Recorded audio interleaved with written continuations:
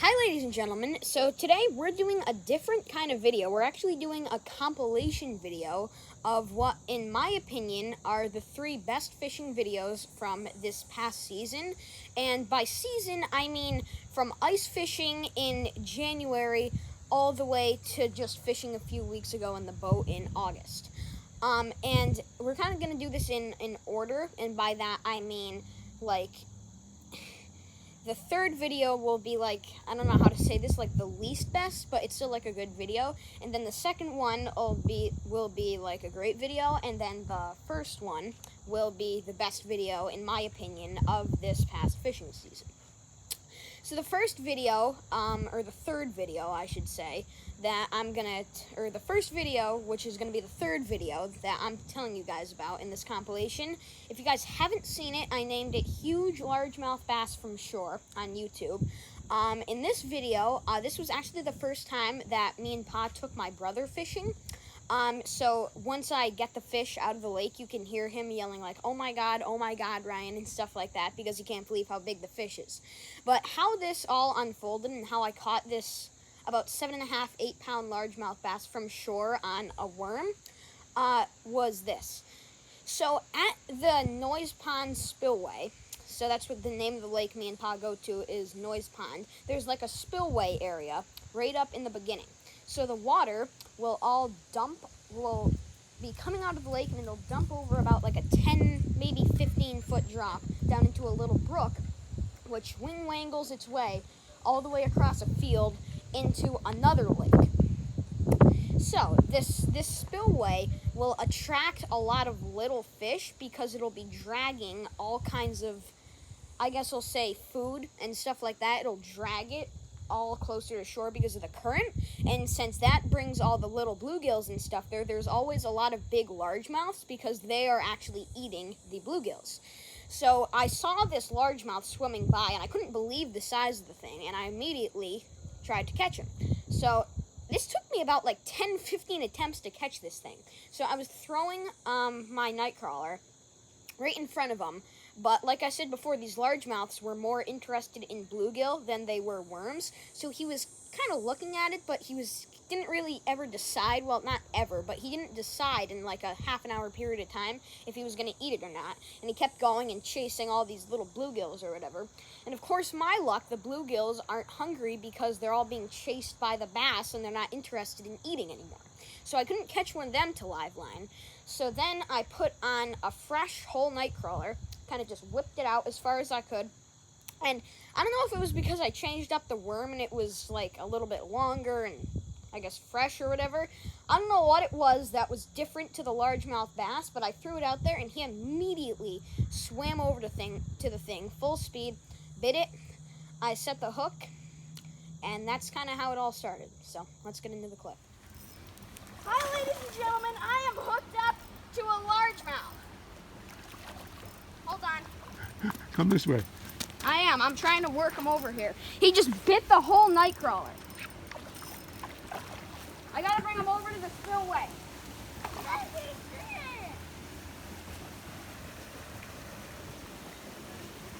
See if you can lip him, Bubba.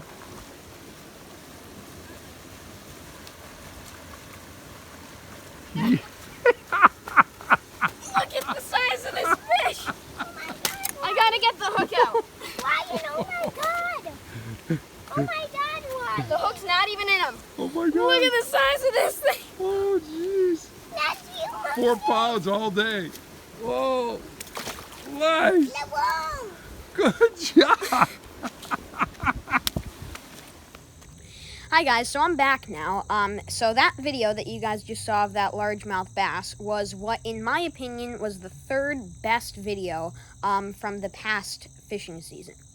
So now the 2nd best video, in my opinion, from this past fishing season is going to be a shad fishing video, actually, from April 28th this year.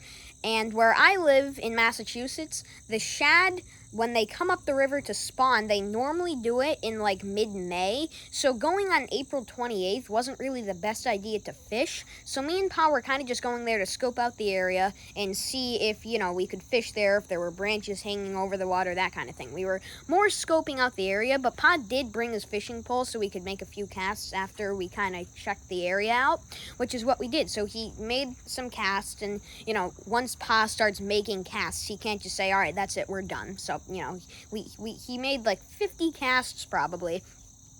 And by the way, this is in the evening. I find that fishing for shad is better in the morning. So, you know, going in the evening also wasn't the greatest. But, you know, that's just my opinion. We've always caught more in the morning than in the evening. But, you know, then again, that's just me. I mean, maybe if you guys shad fish, then you've caught more in the afternoon. I don't know. But in the river that me and Pa are fishing in, we've caught more in the morning than in the afternoon. But anyways, Pa probably made around 50 casts, and then he finally hooked up to a fish. He handed me the rod, and I started cranking him in, and immediately I could tell on the rod that this fish was probably bigger than any of the shad that I've ever caught. I mean, it was rip and drag like crazy. Then again, though, you can see in the clip, though, that the drag on my rod is extremely loose, and so, you know, I kind of couldn't, you know, I was trying to tighten it, but I'm not really good with that, and I kept loosening it more, so I kind of just kept it at the same spot it was because, you know, I, didn't want to mess anything up. So, you know, I'm cranking them in. Every time I pull back on the rod, you can hear a little bit of line coming out. But, you know, finally, after about a half a minute, I managed to get the fish in. And I can see that the fish is barely hooked, which wasn't good news to me because in the past, when a shad is barely hooked, there's a good chance you're going to lose them, just because the lures we use, if they're not stuck into the fish's mouth good enough, they're going to pop out if they shake their head the right way, and that's what happened in this case. So I immediately gave Pa the rod and ran over down to the river so I could try to pull the shad up with the line.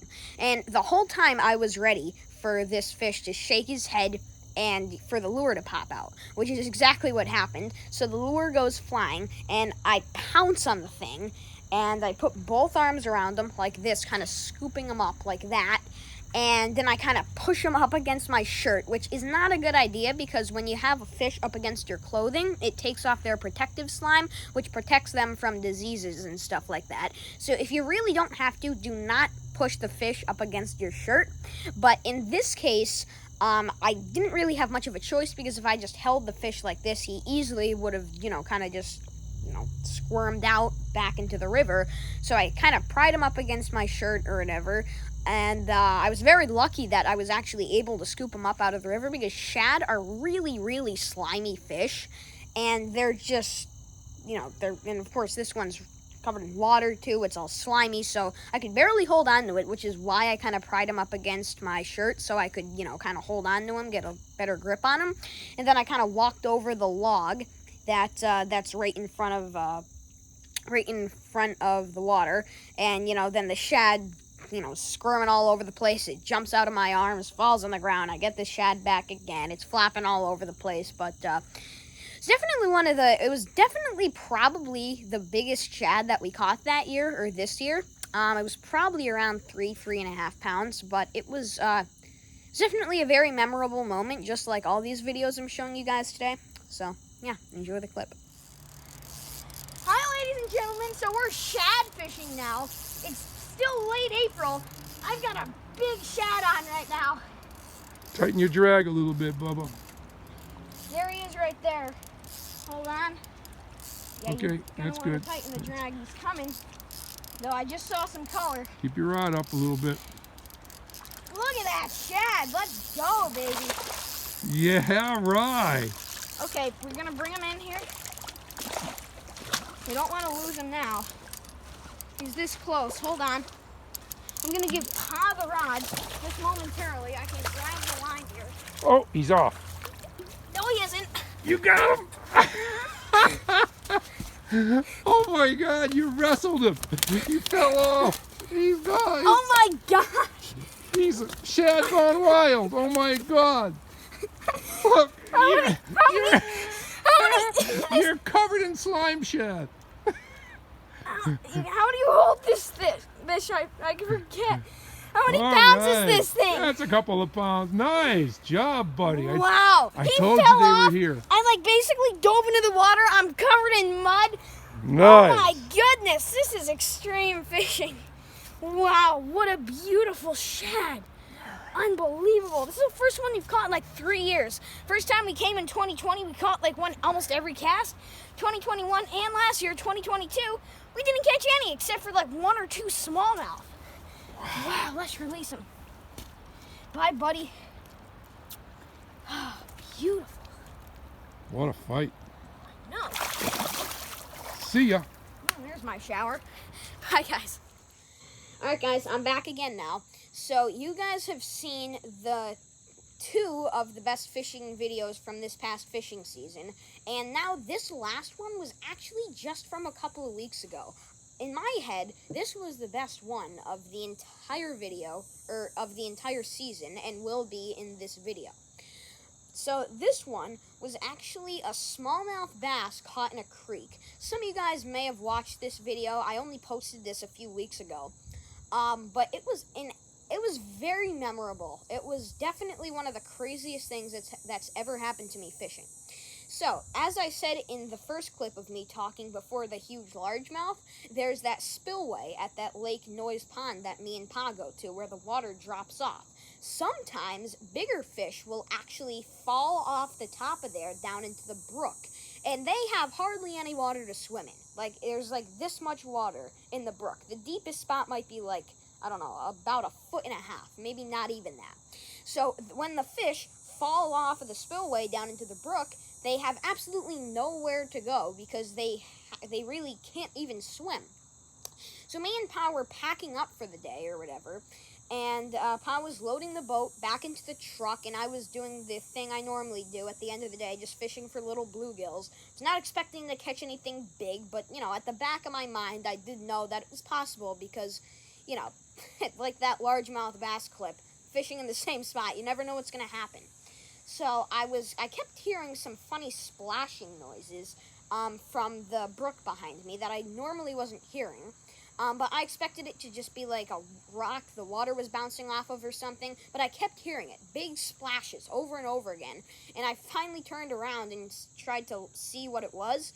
And when I looked down there in the creek, I saw a giant bass, not like giant, but a really good-sized bass, which at the time I thought was a largemouth, probably like this big.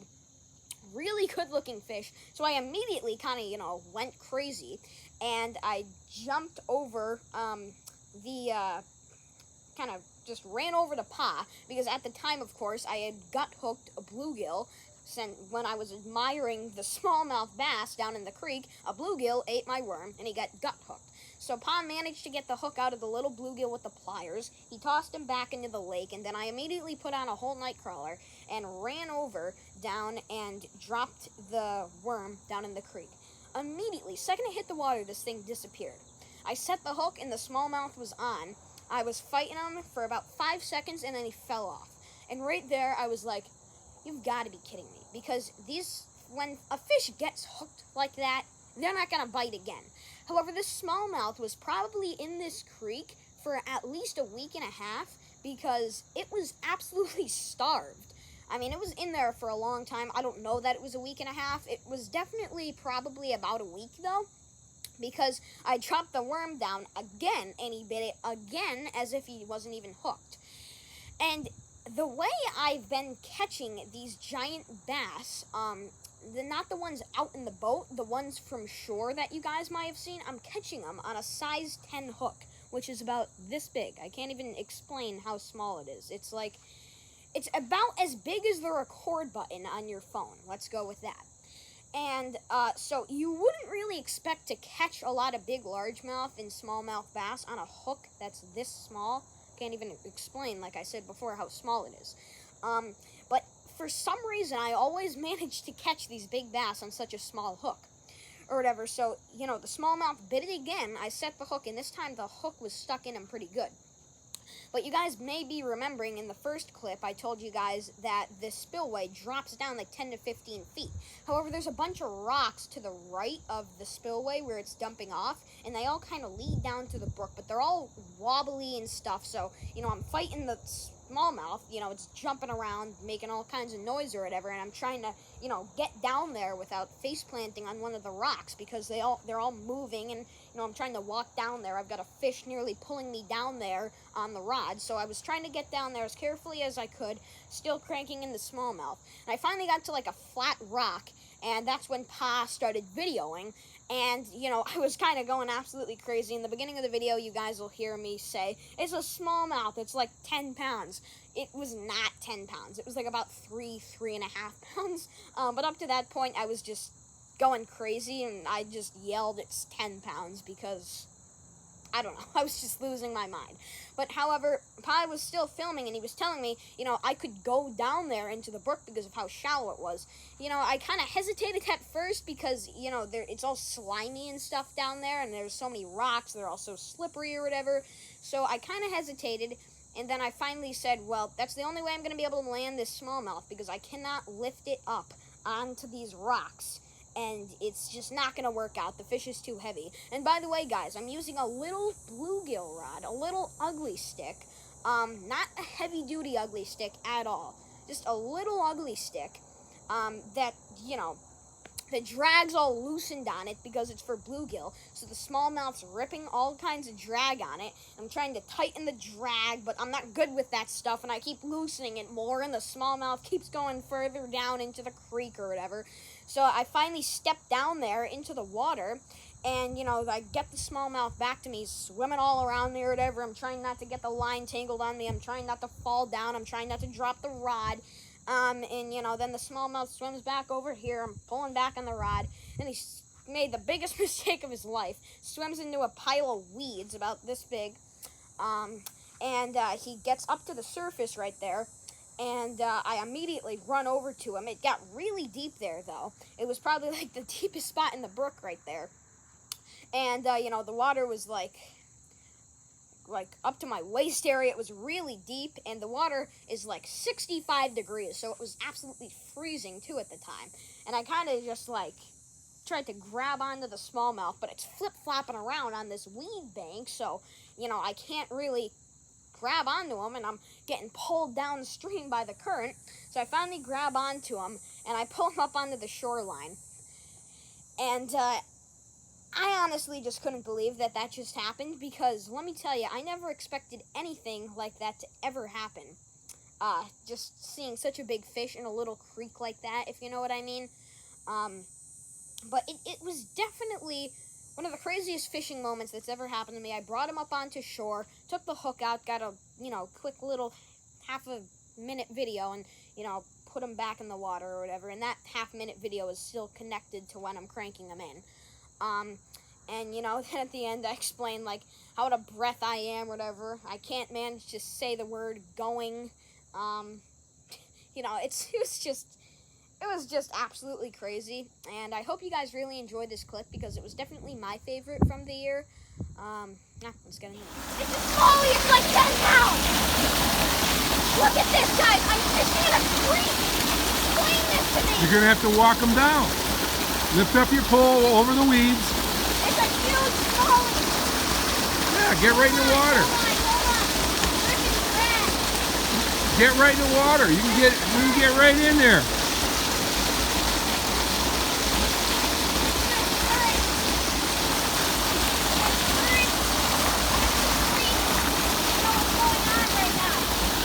Go after him.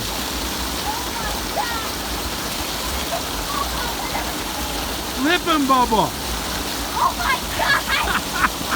Dude, this is like a 3-pound smallmouth. That's a smallie? Yeah, it's a smallie. No way. He's stuck in the creek. He was stuck in the grass in the brook. He's stuck in the brook. Guys, Whoa. you have no idea how crazy this is. I'm soaking wet. Oh my God, Ryan. That's such a great smallie. Would you hear him jump? Well, yeah, I saw him swimming around down there. He was jumping, making all kinds of noise. Then I saw him, I thought it was a largemouth, but no! It little Wow, smaller. great catch. Gotta release him. Nice. 3 pounds. You know what? We're gonna put him back right there. Yeah, nice. Never in a million years did I think I'd be fishing in a creek that's not even as wide as I am when I'm lying down, catching a 3-pound smallmouth bass. I'm out of breath. I don't know what's going on. Can't even talk. Make sure to like and subscribe. Bye. Hi guys, so I'm back again now, and so there's one more video that I would like to show you guys in this video. So this video was actually taken before my YouTube channel was even started, so I never got to post this one for you guys. So it's of a massive brown trout that me and Pa caught in a lake near our house. Not the same one with the smallmouth and the huge largemouth or whatever. This is a different lake. And this is around April, I think. This is April 2021 though. So this was a while back or whatever.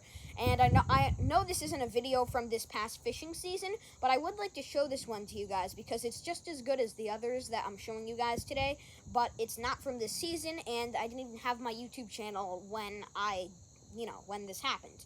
So I'm just going to share this clip with you guys. It's absolutely crazy. I'm going to explain it to you now. So me and Pa went to this lake by my house in April. So, they were stocking all the trout. They stock trout in my area in Massachusetts in around late March, April, and even sometimes into early May. So the best thing to do when you're trout fishing is wait about 2 days. If it's stocked trout I'm talking about, is wait 1.5 to 2 days to go to the lake, because you want the fish to be adjusted to the lake and be eating at the time, because you don't want to go there 5 minutes later because the fish won't be eating. They're not hungry, and they're not adjusted to the lake yet. So go about 1.5 to 2 days later, which is what me and Pa did. And on the first cast we caught like about a 12-inch brookie, about this big, and a brookie is a brook trout. And we caught about 6 more of those, and we were kind of, thinking this is going to be a pretty good day. And so then, I was like, I want to try to catch a bigger fish. So Pa said, all right, well, we can change spots. So that's what we did. So we switched spots, and in that spot, there was a tree overhanging the water, and I was casting before, catching all these little brookies, and I wouldn't be able to do it there because this branch was so low down on the water. I'd just get the lure stuck in the tree, and it would turn into, some kind of predicament. We'd end up getting the lure stuck in the tree. The line would end up getting tangled, and Pa didn't want that to happen, so he casted it for me. And this branch was so low on the water that he ended up casting over it too. So, he was, mad, and he was like, oh, man. But he handed me the rod anyway, so I had the pole pointed upward, and I was cranking over a tree branch, trying to retrieve the lure. And as this is happening, all of a sudden, there's this big bang right on the end of the rod, a big tug on the lure. I set the hook over the tree, so it looks like this. And I set the hook, and this fish just immediately starts ripping all kinds of drag. I'm trying to, get the line above the tree branch so the tree branch doesn't cut it. And, I'm cranking like this. I have the rod pointed vertically upward, and I'm bending over backwards, cranking in this like 3.5 pound brown trout, as it turned out. So I'm cranking the fish in or whatever, and of course the line's still over the tree. So I get the fish close to me, and the line's still over the tree. So there's no way for me to get him any closer now because, I can't pick him up over the tree, obviously. So he's just stuck here, dangling just barely above the water or whatever. I'm afraid to let any of the line out because the lure could pop out, or the line could hit another tree branch, or hit the tree branch it's already over, and it could break. So immediately, Pa ran over to get the net. He started the video at this time because he was trying to make sure that I was all situated and, I was, able to get the fish in or whatever since the line was over the tree. So he starts the video here, and he runs over to get the net, and Pa had to run out into water about 3 feet deep to net the fish, and the water's like 49 degrees, I don't know, 45 degrees, 50 degrees, whatever. It's freezing water, and he had to run 3 feet into it to net this brown trout. And This was by far the biggest brown trout I ever caught before, and I had actually only caught one before that. It was just a little one, probably like the same size as all the brookies we were catching that day.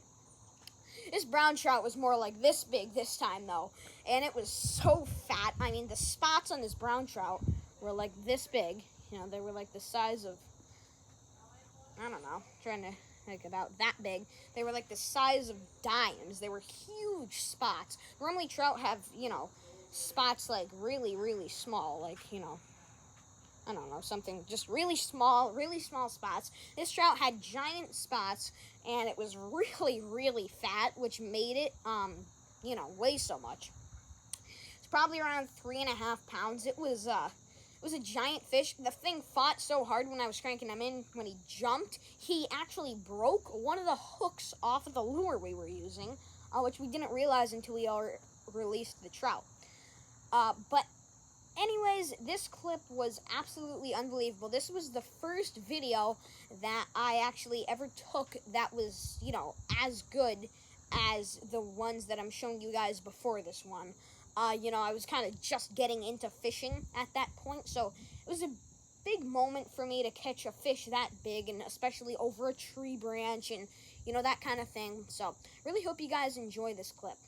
Now, let's watch it. You need to get in the water. Snag it. Snag it. Where's my net? Get the net. Oh, it's a 3-pound trout. Get it. Oh my God, just don't eat it. Get it in your net. Get it in your net. Oh my God. Oh boy. That's Look at the this. biggest brown trout I've. Oh my God. Don't even. How big is that? 3.5? Jump in the lure. Let me get the lure. Is that 3.5? Hold that. Oh my God, ladies and gentlemen. There's a bigger brown than we released. Is it 4? No, I don't think so. 3.5? 3. Yeah, it's 3 something. Holy cow! That's the biggest brown trout I've ever seen. This is the best day of fishing I've ever had. I really think it is. Okay. Okay. Here, you hold it. I don't even know how I'm gonna be able to hold this. Stand up here because. Hi guys, I'm back one last time now. I hope you all enjoyed the 4 videos that I have to share with you guys today. The one from a few years ago and the 3 from this past season. They were absolutely all amazing. If you guys have a different opinion in which way the 3 from this season should have been ordered differently, make sure to let me know in the comments down below. I like it when people, you know, kind of correct me on stuff, because, you know, they're teaching me something. So I like it when people correct me or, you know, tell me how to do something differently. I don't take it as they're, you know, like trying to be mean or something. You know, I take it they're just trying to help me, you know, help me along and everything. So, you know, that's kind of just, that's what I ask. Definitely thank you all for watching, though, guys. Make sure to like and subscribe. And I will point out, though, after every fishing season, I will post a compilation video like this one after every fishing season of what I think are the top 3 best videos. And there probably won't be a 4th again because, you know, most likely there won't be a 4th because this one was before I had my YouTube channel, this last brown trout one, and now, you know, I have my YouTube channel, so there won't be any that, you know, I'm missing that I have to, you know, put on for you guys again. But anyways, thanks a lot for watching. Make sure to like and subscribe, and, yeah, have a nice day. Bye, guys.